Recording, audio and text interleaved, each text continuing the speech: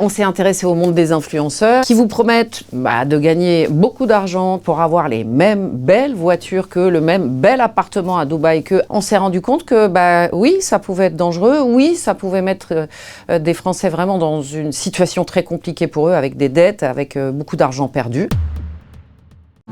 Salut à tous, il est enfin l'heure que je vous parle de mon fameux projet. Si t'as pas encore compris que ça, là, ce que vous faites avec vos yeux et vos doigts sur votre smartphone, ça vaut des millions d'euros. Vous allez pouvoir vous régaler. Pardon Kevin, en 2023, on veut leur faire plaisir. On va faire plaisir. Le copy trading, ça semble très simple en fait. Au départ, un influenceur vous dit t'en as marre de ta vie, t'évolueras jamais. Toi aussi, tu peux faire comme moi. Là où c'est percutant, c'est que souvent les influenceurs se basent sur le côté je viens du même milieu que toi. Moi aussi, j'étais en bas de l'échelle et toi comme moi, tu peux grimper tout en haut. Ensuite, ils vont basculer sur une chaîne Telegram. Il va falloir que tu copies des ordres de trading d'un endroit sur un autre et grâce à ça, tu vas gagner beaucoup d'argent. Ce qu'ils oublient de dire la plupart du temps, et même quasiment tout le temps, c'est que ce sont des investissements sur le Forex. Le Forex, c'est juste un marché financier extrêmement risqué. C'est l'AMF, l'autorité des marchés financiers, qui le dit. 8 personnes sur 10 perdent, et y compris des gens qui sont très bons en finance. Vous avez peut-être confiance en lui, vous l'avez peut-être aimé dans une télé-réalité, mais est-ce que vous êtes sûr que c'est un bon financier au fait? Est-ce qu'un jour il a fait des études de finance dans sa vie? Est-ce qu'un jour il a bossé dans une banque? Les influenceurs, c'est des rabatteurs. Les influenceurs, c'est la personne en qui vous avez confiance. Au départ, il n'était pas riche, il n'était pas connu, et puis il a réussi sa vie. C'est l'influenceur, il va à un moment rabattre des clients vers des traders, vers des brokers, et c'est lui qui va faire que l'argent afflue sur ses investissements. Ce qui est hyper intéressant, c'est que lui, il est sûr de ne jamais être perdant. Il va gagner à tous les coups. Parce qu'à chaque fois qu'il recrute quelqu'un, il touche une commission. C'est-à-dire que le Français, il va miser 500 €.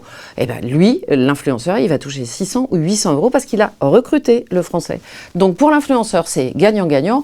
Pour le Français, c'est souvent perdant. J'ai rencontré quelqu'un qui m'en a parlé, vaguement, et puis il m'expliquait que dans le copy trading, avec la communauté que j'avais, qu'il y avait énormément d'argent à prendre. Rien qu'en commission, on a évalué pour un influenceur les revenus entre 100 et 150 000 € par mois. Est-ce qu'il gagne plus parfois? Oui, à mon avis, c'est tout à fait possible.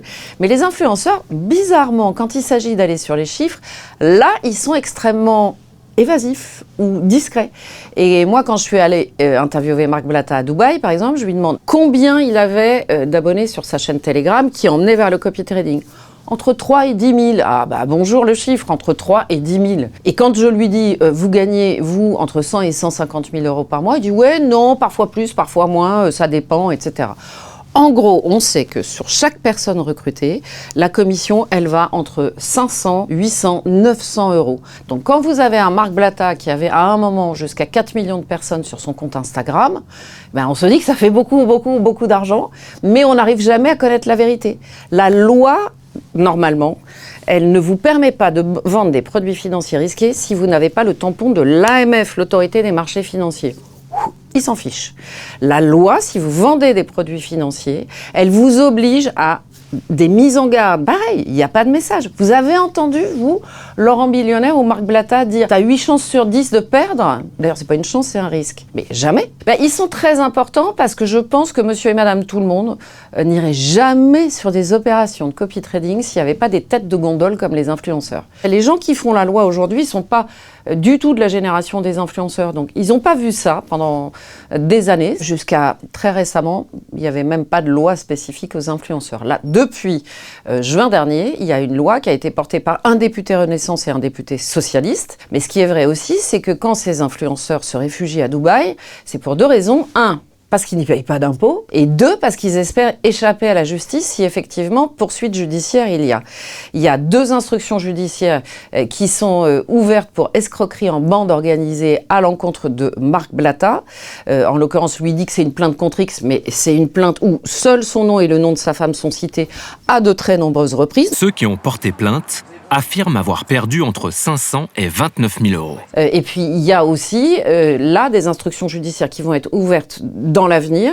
Donc, je pense que le temps où les influenceurs étaient tout tranquillement peinards en faisant effectivement leurs escroqueries derrière leur téléphone, commence petit à petit à être sérieusement écorné. Il faut pas dire ouais, qu'est-ce que c'est que cette bande d'idiots, moi ça m'arrivera jamais, etc. Non, on est dans un moment de faiblesse, on a besoin d'argent, on se sent pas très bien à ce moment-là. Eh ben oui, on va être plus sensible à ces messages-là. Et des moments de faiblesse, on en a tous dans la vie.